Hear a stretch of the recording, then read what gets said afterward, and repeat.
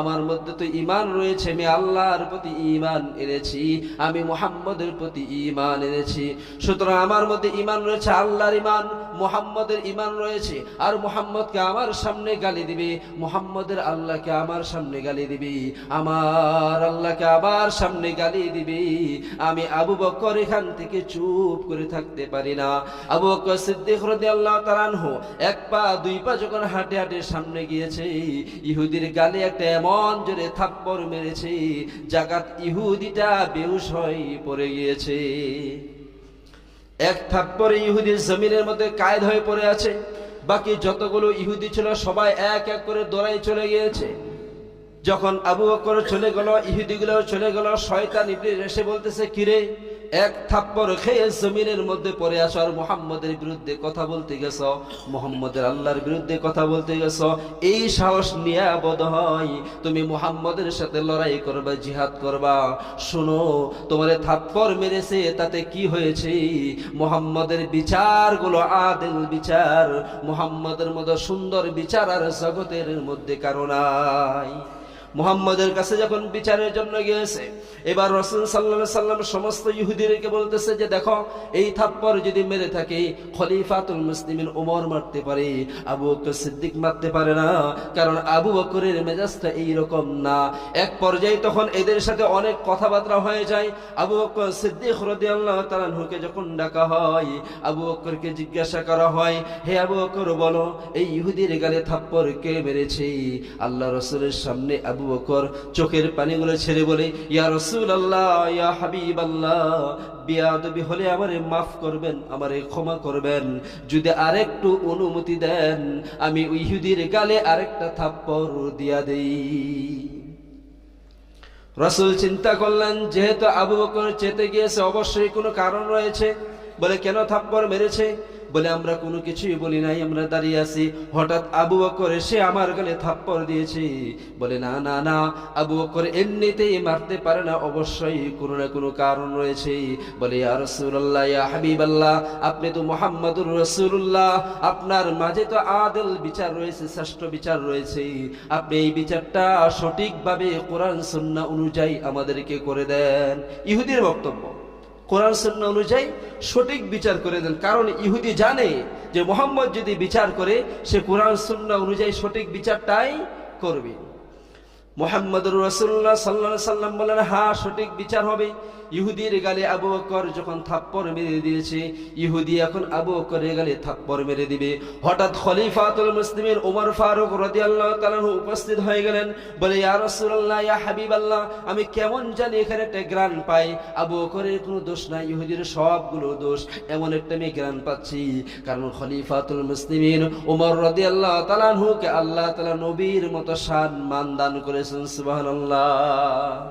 কারণ সে বুঝতে পারেছে আবু বকর এমনিতে মারা নেই, কোনো কারণ বশত মারছে। এক পর্যায়ে যখন সাক্ষীর ব্যাপারে কথাবার্তা আলাপ আলোচনা হতে হতে চূড়ান্ত পর্যায়ে যখন চলে যায়, এমন সময় আল্লাহ রাসূল বলে, ও ইহুদি, তুমি একটা থাপ্পড় আবু বকর সিদ্দিকের গালের মধ্যে বসায় দাও। রায়টা যখন হয়ে গিয়েছে, ইহুদি এবার সেইভাবে সাটাম সুটাম দেহ সুন্দর করে আসে, যখন কাছাকাছি চলে আসছে, ঠিক এ সময় আল্লাহর রাসূল একজন সাহাবী সাদ বিন আবি আক্কাস একটা চাদর মুড়া দিয়ে শরীরটা ঢেকে আল্লাহ রাসূলের সামনে এসে বলে, ইয়া রাসূলুল্লাহ, ইয়া হাবিবাল্লাহ, একটা কথা আমি বলতে চাই ইয়া রাসূলুল্লাহ। বলে, কি কথা? বলে, আবু বকরের গালে এই মুহূর্তে থাপ্পড় দেওয়া যাবে না। বলে, কেন? আমি আপনার কথা শুনে ইসলাম ধর্ম গ্রহণ করি নাই, আমি আপনার কথা শুনে কোনোদিন ইসলাম ধর্ম গ্রহণ করি নাই। আবু বকর সিদ্দিক আমার কাছে বারবার একাধিক বার গিয়েছে আর আপনার শান এবং মান নিয়ে আমার কাছে কথাগুলো বলেছে, আল্লাহর জাত ও সিফাতের কথাগুলো আমার কাছে বলেছে। আমি সাদ বিন আবি আক্কাস বলতেছি, ইয়া রাসূলুল্লাহ, ইয়া হাবিবাল্লাহ, বেদিনের ঘরে আমি জন্মগ্রহণ করেছি, আমার মা ইহুদি, আমার বাবাও ইহুদি, তারা কেউ ইসলাম ধর্ম গ্রহণ করে নাই, এমন ঘর থেকে ইসলাম ধর্ম আমি গ্রহণ করেছি। ইয়া রাসূলুল্লাহ, ইয়া হাবিবাল্লাহ, যেদিন ইসলাম ইসলাম ধর্ম আমি গ্রহণ করি, আমার পরিবারের লোকেরা লোহার একটা চিরুনি গরম করে আমার শরীরের মধ্যে, পিঠের মধ্যে ওই গরম চিরুনিটা দিয়ে এমন যে টান মেরেছে, আমার শরীরের মাংসগুলো খসে খসে সবগুলোই পড়ে গিয়েছে। চাদরটা উঠাইয়া দেখাই, ইয়া রাসূলুল্লাহ, ইয়া হাবিবাল্লাহ, আপনি আমারে চিনতে পারছেন নি? বলে, হ্যাঁ আমি তো তোমাকে চিনতে পেরেছি, তোমার হাতেই তো, তোমার হাতে হাত রেখে তো আবু বকর তোমাকে কালেমা পড়াইয়া মুসলমান বানাই দিয়েছে। তুমি তো সেই সাহাবী সাদ বিন আবি ওয়াক্কাস। সাদ বিন আবি ওয়াক্কাস বলে, ইয়া রাসূলুল্লাহ, ইয়া হাবিবাল্লাহ, এই যে একটা বিচার আপনি করতেছেন, সমাধান করতেছেন, এখানে আবু বকর নির্দোষ, আবু বকর কোনো দোষ করে নাই। আমি সাদ বিন আবি ওয়াক্কাস সাক্ষী দিচ্ছি, ইহুদির সমস্ত দোষগুলো, এখানে আবু বকরের কোনো দোষ নাই। কিন্তু রাসূলের কথা হলো যে না, সাক্ষী না থাকলে আমার বিচার সঠিক হবে না। আবু বকরের পক্ষে কোনো সাক্ষী নাই, ইহুদির পক্ষে অনেকগুলো সাক্ষী রয়েছে। এক পর্যায়ে যখন সাক্ষী আবু বকর সিদ্দিক রাদিয়াল্লাহু তাআলা আনহু উপস্থিত করতে পারলেন না, আল্লাহ রাব্বুল আলামিন স্বয়ং জিবরিল আলাইহিস সালাতু সালামকে বলেন, এর জিবরিল, আবু বকর আমার নবীকে এতটা মহব্বত করে, এতটা ভালোবাসে, আরবের মধ্যে সবচাইতে ধনী মানুষ হলেন আবু বকর সিদ্দিক, ওনার মতো কাপড়ের ব্যবসায়ী বড় আর আরবের মধ্যে কেউ নাই, মদিনা শহরের মধ্যে কেউ নাই, সবচাইতে বড় ব্যবসায়ী, তিনার ধন সম্পদগুলো আমার জন্য কুরবান করে দিয়েছে, রাসূলের জন্য কুরবান করে দিয়েছে। আজ বদ হয় আমার পক্ষে ঈমান আনার কারণে, আমার পক্ষে জিহাদ করার কারণে, আমার পক্ষে অটল থাকার কারণে আমাকে এত পরিমাণে মহব্বত করে ভালোবাসে। ওই ইহুদির বাচ্চারা গালি দিয়েছে, আবু বকর সহ্য করতে পারে নাই, এক পর্যায়ে তাকে থাপ্পড় মেরে দিয়েছে। তুমি মুহাম্মদের কাছে আমার আয়াতটা নাজিল করে দাও, মুহাম্মদের কাছে আমার ওহীটা পৌঁছায় দাও, আমার বার্তাটা পৌঁছায় দাও, আমার কথাটা পৌঁছায় দাও।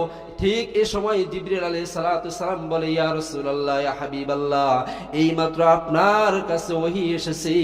ইহুদির পক্ষে হাজার হাজার সাক্ষী রয়েছে, অনেকগুলো সাক্ষী উপস্থিত করেছে, কিন্তু আবু বকর সিদ্দিকের পক্ষে স্বয়ং আল্লাহ নিজেই সাক্ষী দিয়েছে। সুবহানাল্লাহ। এজন্য দেখবেন শয়তান একটু জোর বেশি থাকে, যারা দুষ্ট মানুষ এদের জোর বেশি থাকে, যারা শয়তান এদের জোর বেশি থাকে, যারা হকের পক্ষে থাকে এদের একটু শক্তিটা কম থাকে। কিন্তু কম শক্তির মধ্যে এত পরিমাণে আল্লাহ রাব্বুল আলামিন বরকত দান করে, এরাই সর্বশেষ বিজয়ের মালা পরে। আল্লাহ তাআলা আয়াত নাজিল করে দেন, লাকাদ সামিআল্লাহু কাওলাল্লাযীনা ক্বালু ইন্নাল্লাহা ফাকীরু ওয়া নাহনু আগনিয়া। আল্লাহ আয়াত নাজিল করে বলে, ইয়া রাসূলুল্লাহ, ইয়া হাবিবাল্লাহ, আমি স্বয়ং আবু বকরের পক্ষে সাক্ষী দেই, অবশ্যই অবশ্যই তারা বলেছে, লাকাদ সামিআল্লাহ, আমি আল্লাহ শুনেছি, কাওলাল্লাযীনা ক্বালু, তারা বলেছে, ইন্নাল্লাহা ফাকীরু ওয়া নাহনু আগনিয়া, তারা বলেছে আল্লাহ ফকির, মুহাম্মদ ফকির, এবং তারা সবাই নাকি ধনী, কোটি কোটি টাকার মালিক, অনেক সম্পত্তির মালিক। তারা বলেছে আমরা হলাম ধনী মানুষ, তোদের আল্লাহ ফকির, মুহাম্মদ ফকির, মুহাম্মদের মতো ফকির আর মানুষ কেউ নাই। স্বয়ং আল্লাহ যখন আবু বকর সিদ্দিকের পক্ষে যখন সাক্ষী দিয়েছে, রাসূল কোরআন সুন্নাহ অনুযায়ী এমন বিচার করেছে, সাথে সাথে ইহুদিগুলো জাগাত রাসূলের সামনে বলতেছে, ইয়া রাসূলুল্লাহ, ইয়া হাবিবাল্লাহ, আমরা আপনার হাতে তওবা করে ইসলাম ধর্ম আমরা গ্রহণ করে নিলাম। লা ইলাহা ইল্লাল্লাহু মুহাম্মাদুর রাসূলুল্লাহ সাল্লাল্লাহু আলাইহি সাল্লাম। এজন্য আমাদেরকে মনে রাখতে হবে যে আমরা রাসূলকে সবচেয়ে বেশি কি মহব্বত করব, ভালোবাসবো, মুখে নাকি নাকি কাজে বিশ্বাস করে। আমি মসজিদ ওয়ালাদেরকে খুব ভালোবাসি, মাদ্রাসাওয়ালাকে খুব ভালোবাসি, গরিব দুঃখী অসহায় মানুষকে খুবই ভালোবাসি, এদের সহযোগিতা প্রয়োজন হলে তখন আর নাই। এই ভালোবাসার কোনো দাম আছে? এই ভালোবাসার দাম নাই। সুতরাং আল্লাহ এবং তার রাসূলকে ভালোবাসতে হবে কাজে মিলে, নাকি বলেন? কাজে ভালোবাসতে হবে। এই জন্য আমাদের সামনে যদি কোনো ইহুদি, কোনো নাসারা, কোনো মুসলমান, কোনো মুসলিম, কোনো ইমানদার আল্লাহ এবং তার রাসূলকে নিয়ে কটূক্তি করে, আল্লাহ এবং রাসূলের শানের বিরুদ্ধে কথা বলে, আপনার মাঝে যদি ন্যূনতম ঈমান থাকে, খোদার কসম করে বলি, ন্যূনতম ঈমান নিয়ে যদি তার পক্ষে, আল্লাহর পক্ষে নিয়ে রসুলের পক্ষে নিয়ে আপনার আওয়াজকে তুলে যদি একবার মোকাবেলা করেন, খোদার কসম করে বলতেছি, হয়তো আপনার প্রতি অনেক চাপ আর হাপ আসবে, কিন্তু এক পর্যায়ে আপনি বিজয় লাভ অবশ্যই করবেন। এজন্য রসুলের মহব্বত ভালোবাসা যদি আমাদের মাঝে ন্যূনতম থাকে, অবশ্যই রসুলের পক্ষেই এবং আল্লাহর পক্ষেই স্লোগান কি থাকা লাগবে, আর দুনিয়ার আউল ফাউলের পক্ষে থাকা যাবে না। এজন্য সতর্ক করে দিলাম ভাই, আমাদের মাঝে ইদানিং আল্লাহ এবং রসুলের শানের বিরুদ্ধে বেশি কথা বলা হয়। এই জন্য আমরা সবাই যদি সতর্ক থাকি, তাহলে এই বদমাইশগুলো যেখানে সেখানে চিপাই চেপে কথা বলতে পারবে না। এই জন্য আমরা সকলেই সতর্ক থাকবো। আল্লাহ তাআলা আপনার আমার ঈমান এবং আমলকে কবুল করে